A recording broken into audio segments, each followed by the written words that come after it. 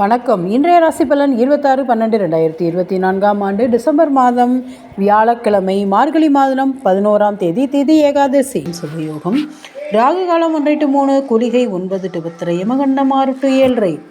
மேச ராசி சுகமாக இருப்பீர்கள். ரிஷப ராசி நல்ல நாள். மிதுன ராசி பணவரவு உண்டு. கடக ராசி ஆதரவு அதிகமாக இருக்கும், நல்ல செய்தி வரும். சிம்ம ராசி உயர்வான நாள். கன்னி ராசி போட்டியில் வெற்றி பெறுவீர்கள். துலாம் ராசி வெற்றியான நாள். விருச்சிக ராசி பணவரவு உண்டு. தனுசு ராசி சுப செலவு உண்டு. மகர ராசி மனதில் மகிழ்ச்சி உண்டு.